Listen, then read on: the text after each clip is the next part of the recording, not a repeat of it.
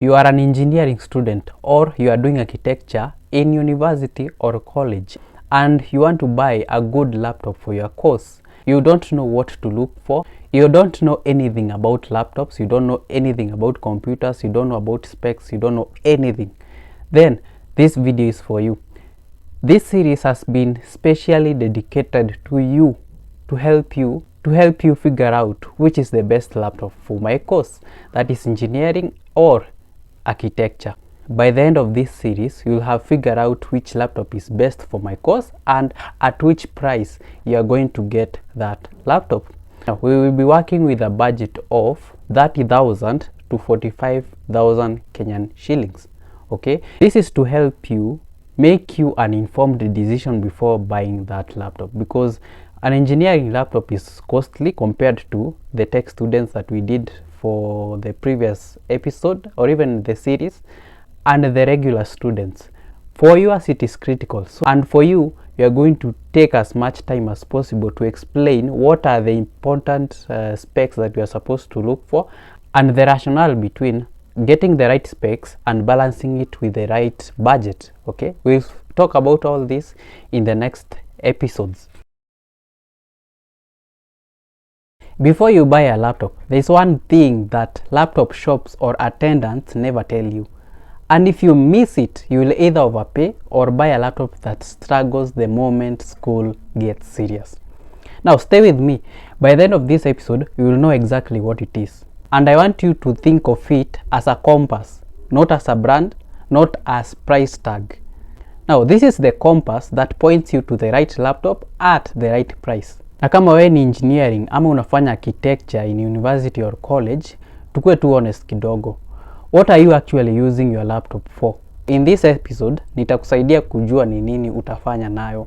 That is for the state students, engineering and architecture students, okay? Kitu ya kwanza utakuwa ukifanya na hiyo laptop ni reading documents, you are writing notes, PDFs, research, that is basically light work.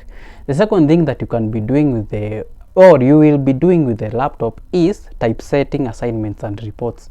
Like umepewa kazi na lek, unafaa kuifanya na lapi, kutypeset, kuformat everything, you will use the same laptop. Thirdly, there's a bit of coding and programming here and there, although sio heavy compared to akina computer science and IT students. And fourthly, this is the most important thing. This is where things start to change. Utakuwa ukifanya 3D modeling and rendering, okay? Especially for the mechanical and civil engineering, and now the architecture students, okay? These 3D tasks are the heaviest tasks that you'll ever throw at your laptop. You'll be using softwares kama kina AutoCAD, there's Creo, there's Siemens, NX, na sasa kuna Fusion 360 amongst other softwares that are used for 3D rendering and detailing. If your laptop can handle this, everything else become easy.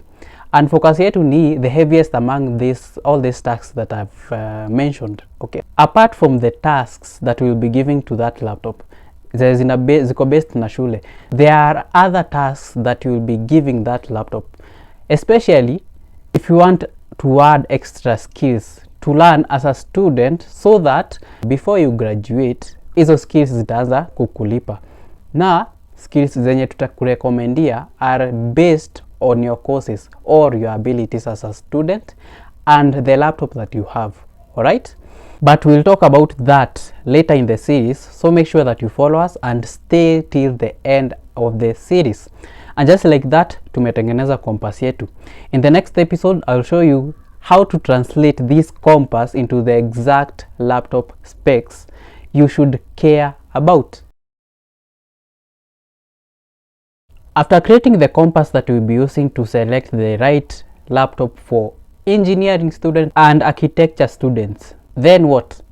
This is where I introduce you to translating those needs, basically the tasks that we have defined in the previous episode, to now the hardware components that we'll focus on. This episode will be quite short because we'll be taking time to analyze each components individually in the next coming episodes.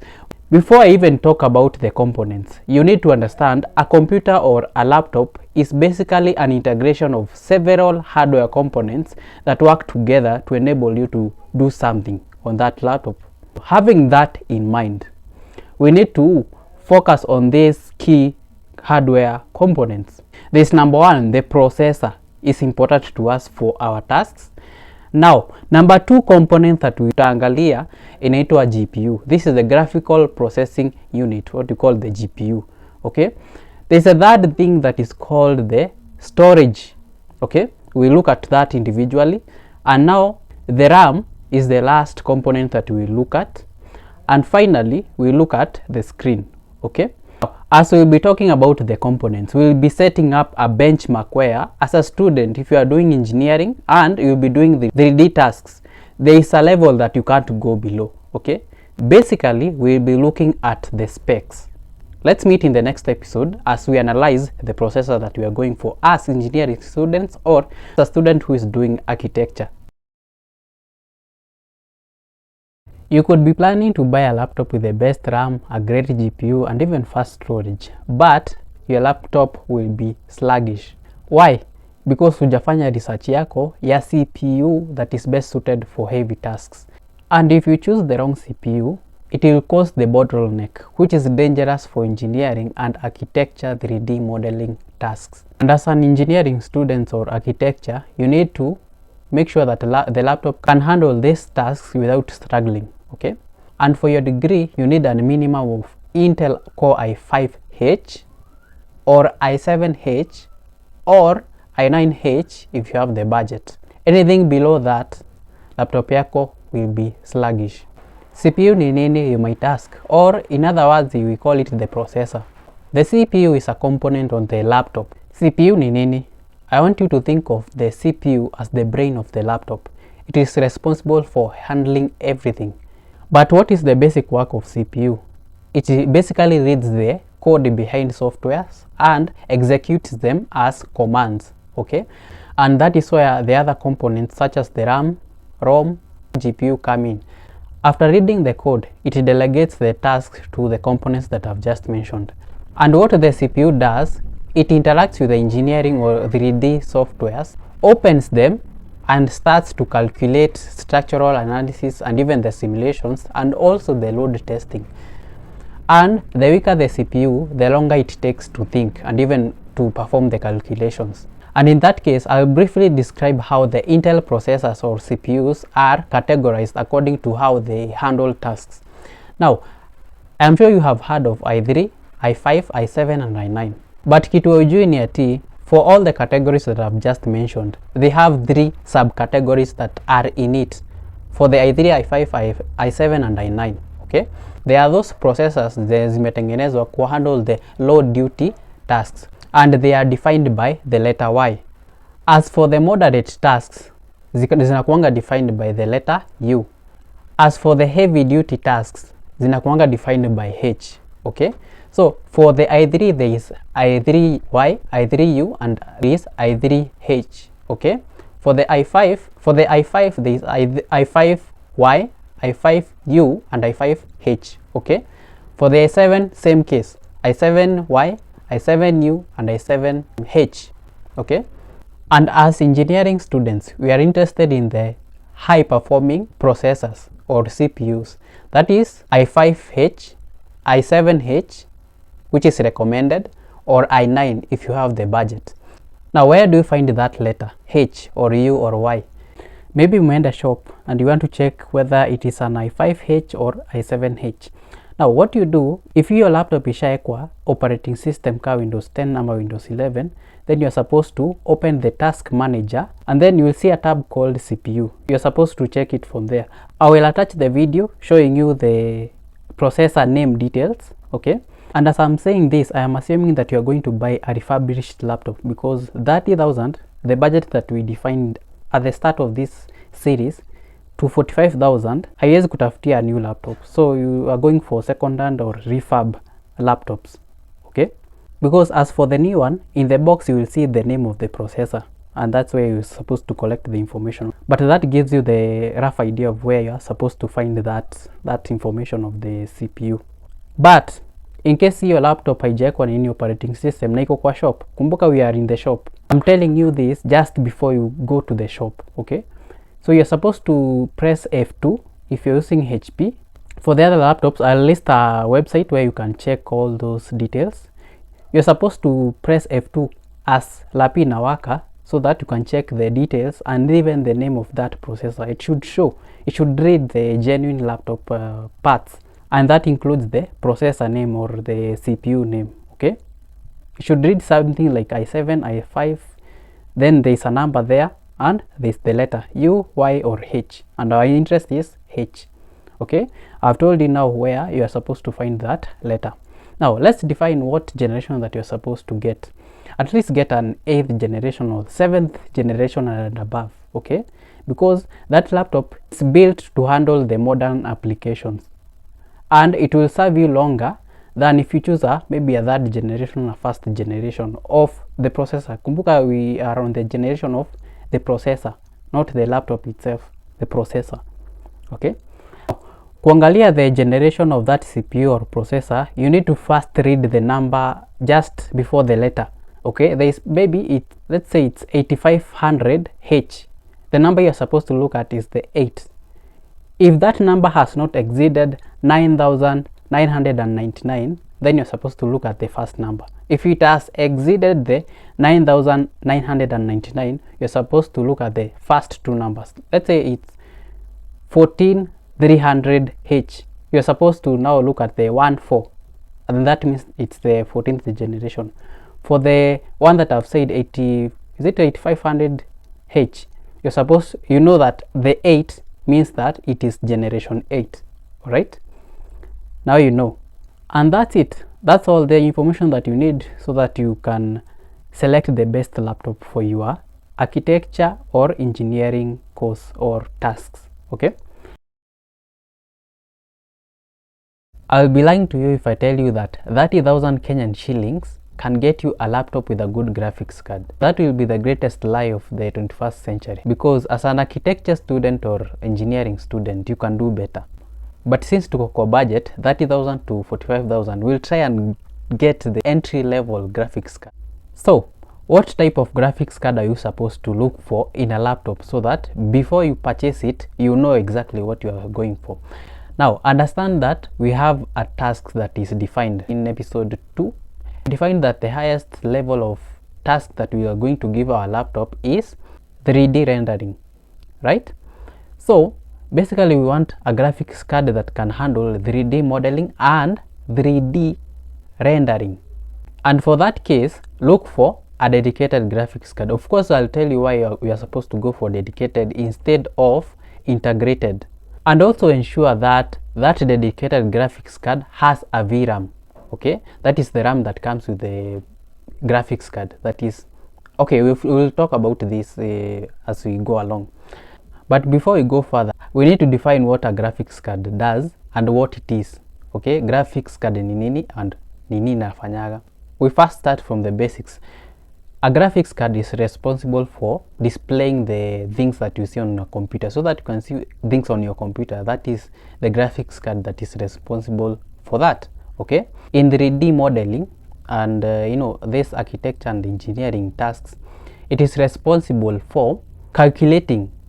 It is doing the maths behind. Let's say you are modeling something, it does the mathematics, maybe x, y, maybe in a calculator to vitu mingi. Just know that.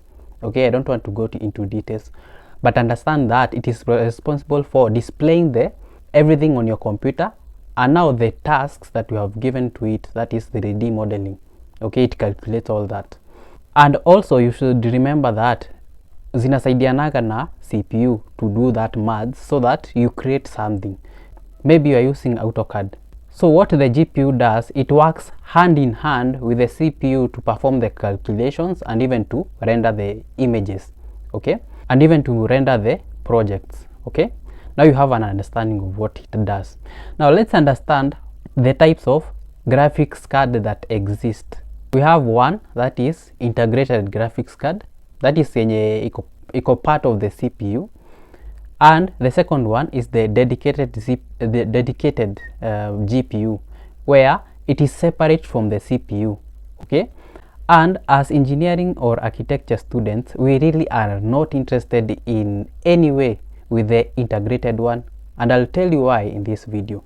And before we go further, let me just explain something that I ought to have explained in our previous episode, that is for the CPU. So we talked of the Y, U and H, but there is one category that I missed, and that is the G. There is another category of CPU called the G, G1 to G7. Okay, now there are CPUs that belong to that level. G1, instead of the H, they have G1 or G2 or G3, G4, G5, G6 or G7, whichever is on that laptop. Okay, and I'll briefly explain what that G means. So that G means that it has integrated graphics card, and I'm specifically talking about processors from Intel or CPUs from Intel. Okay, they have that G1 to G7.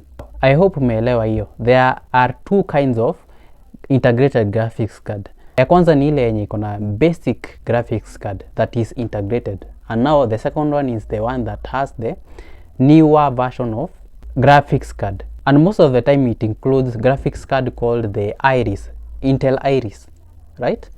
Now we go to the second category of graphics card. This is where the graphics card is standalone, iko peke yake, haiko part of the CPU. So anytime utaisikia dedicated graphics card, always you'll hear that it has a 1 GB graphics card, 2 GB, 3 GB, all the way to, I don't know, 16 GB, hivyo. But our interest is, we just want to ensure that the graphics card that we get, it has at least 1 GB VRAM, okay? Because our budget cannot allow us to get a 8 GB, dedicated graphics card. So we want to start from 1 GB. If you get a 2 GB, fine. If you get a 3 GB, fine, okay? And what does that GB mean? Because I might be confusing you. It's basically like a RAM. Ni kama graphics card ina run na RAM yake. Because now one thing you should know is that, let me put that into perspective. Anytime the CPU or the GPU is running or performing calculations, it needs to store cache files somewhere, and the RAM is usually the one place that it can get that storage.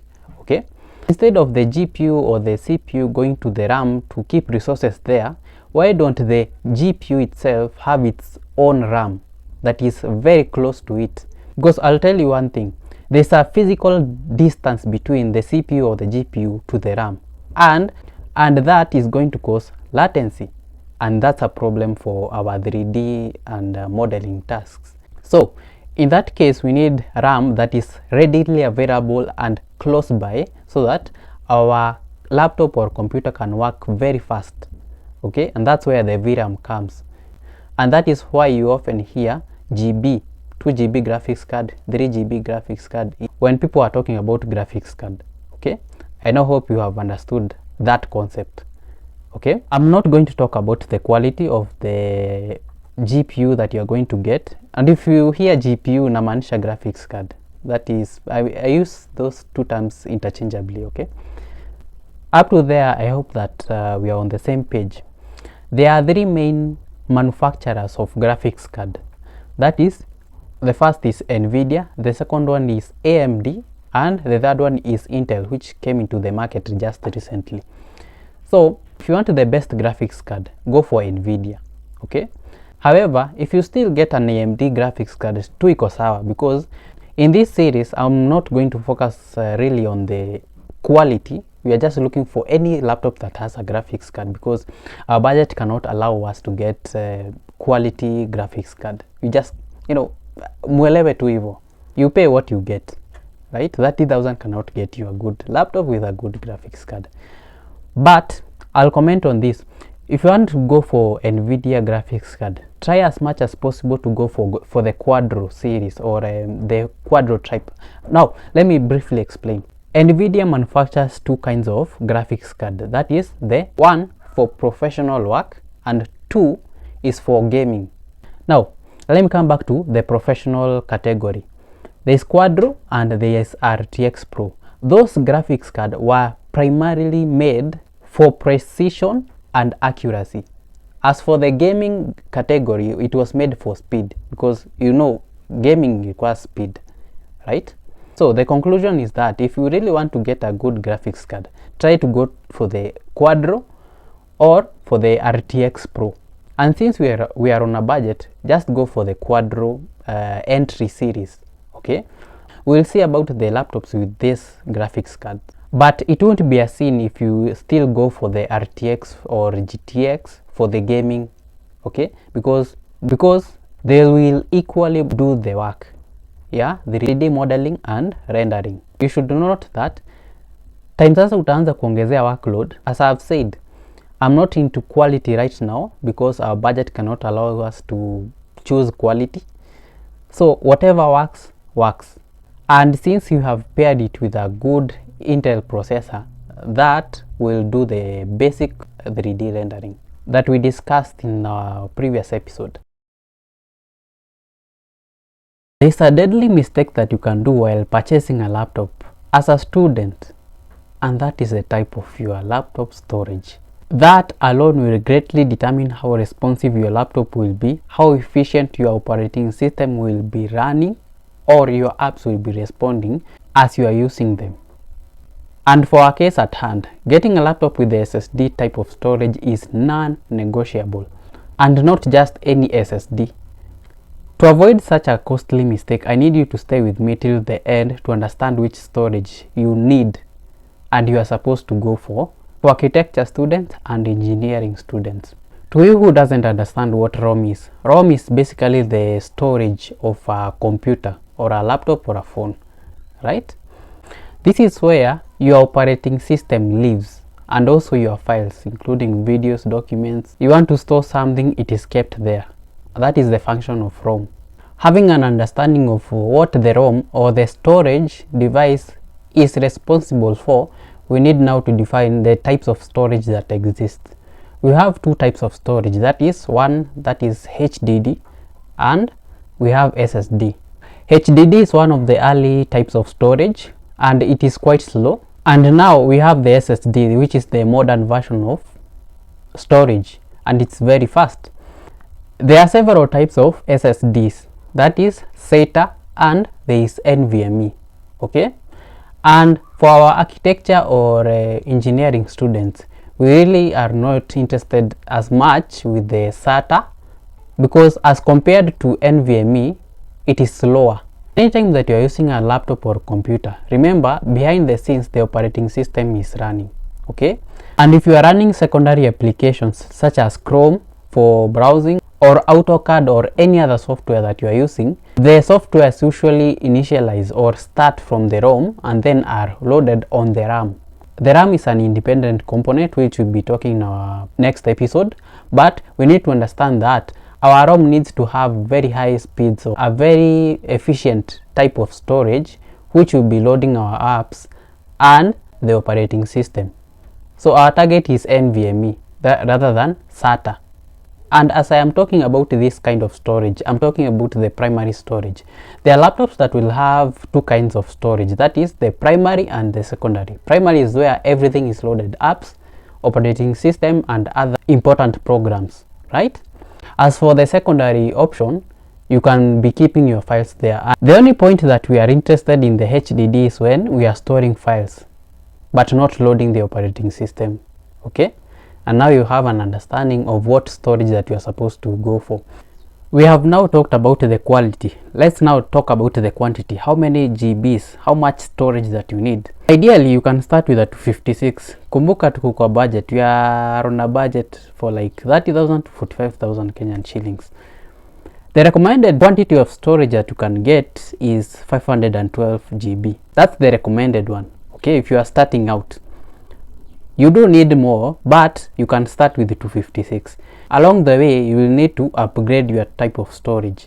And considering that we are on a budget, I think that's a good option. Start with the 256. As you go along, you will upgrade. You'll buy a storage and you'll take it to the technician.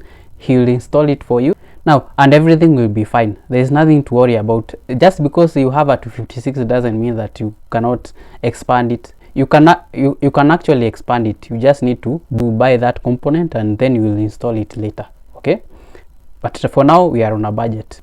You can start with a 256. I want you to imagine the RAM as the playground for your applications and also your operating system. Anytime your apps or operating systems inatoka store, which is the storage of your device, and in which we discussed in our previous episode, it is loaded onto the RAM. So anytime that you are doing anything, RAM sasa ndiko responsible for holding that information, right? That's the function of RAM. And for the case at hand, engineering and architecture students, the main tasks that we defined is 3D modeling and 3D rendering. In that case, you need a RAM that is responsible for holding heavy workloads and also at the same time for seamless speed. So what does that mean for us? We are going for DDR4 or DDR5. But kumbuka tuko kwa budget, it's 30k to 45,000 Kenyan shillings. That will not be able to afford us DDR5. So we are going for DDR4. I'll take you through a brief history of the RAM.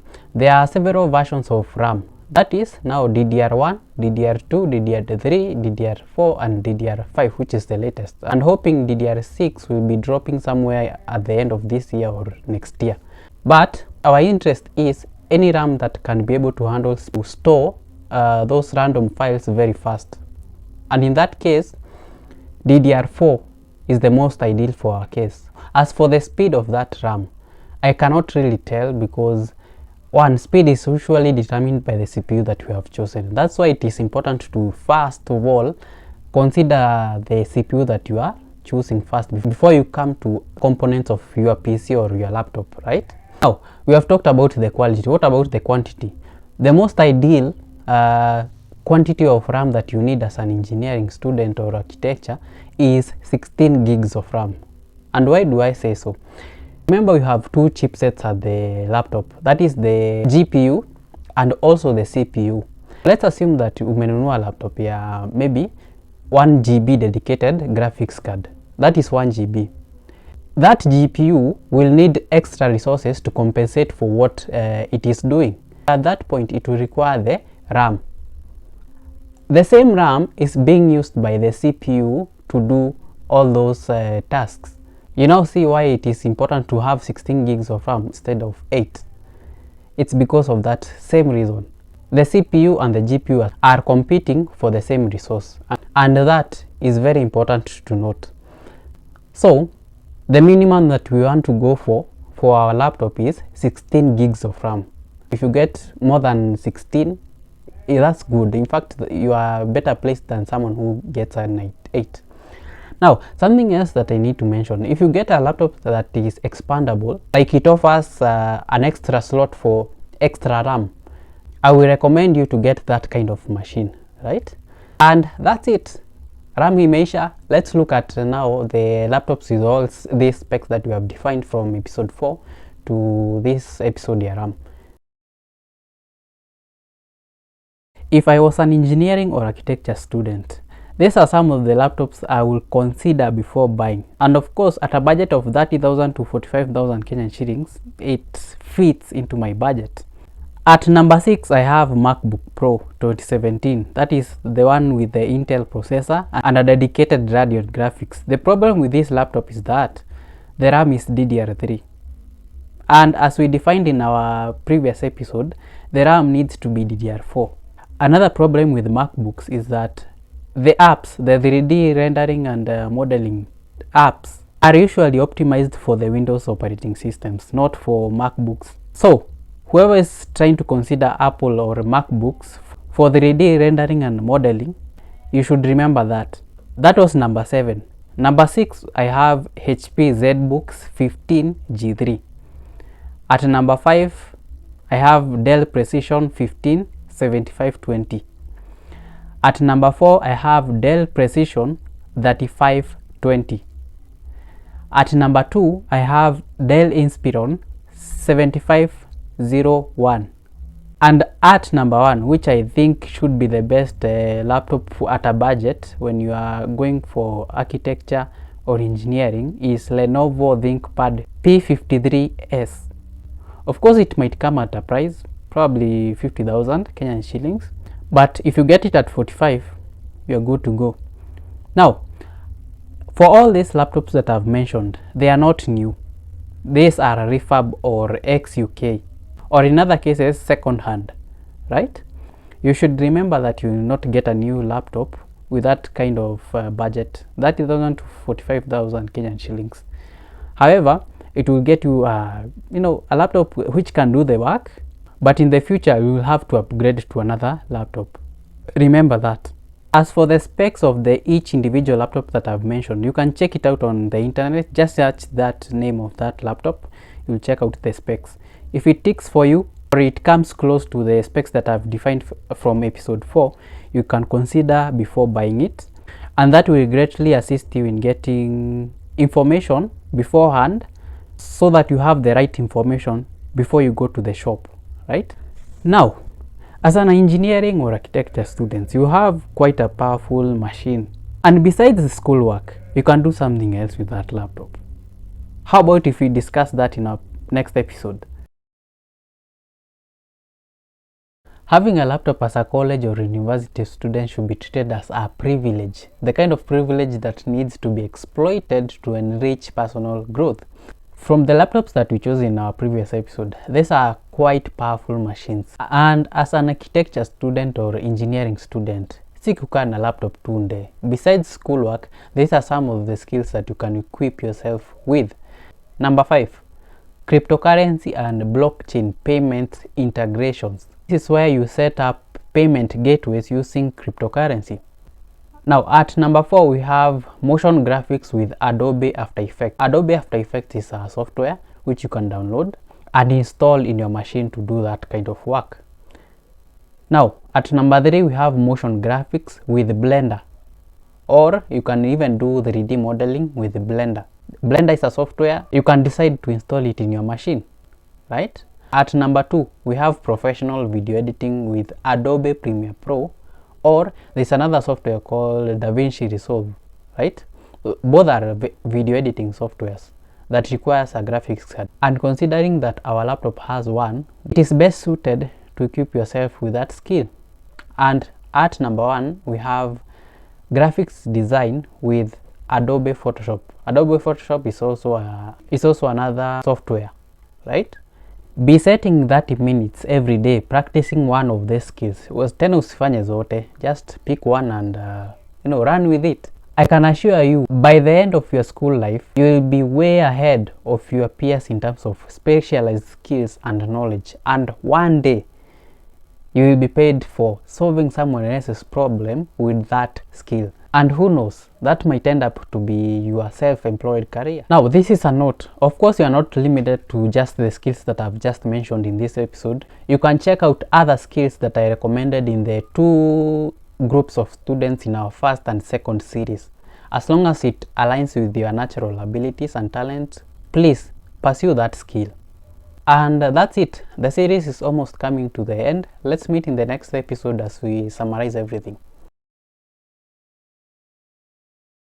We have come to the end of series 3, where we are talking about laptops with their specs that are best suited for engineering and architecture students.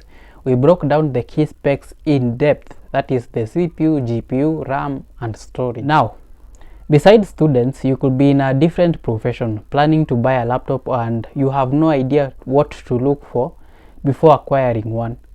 And this is why we are here, to assist you in that journey and find you the ideal laptop for you. You can book a virtual consultation meeting with us. It could be that you want a MacBook or Microsoft or Razer Blade laptop or any other high-end laptop. You can talk to us. Or you might be having the need to buy the laptop but you don't have the time.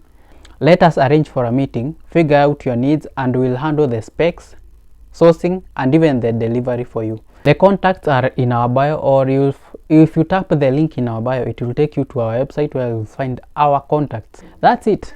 We'll meet in other videos where we'll be venturing into other topics about desktops, PCs, laptops, any personal computer or anything close to that.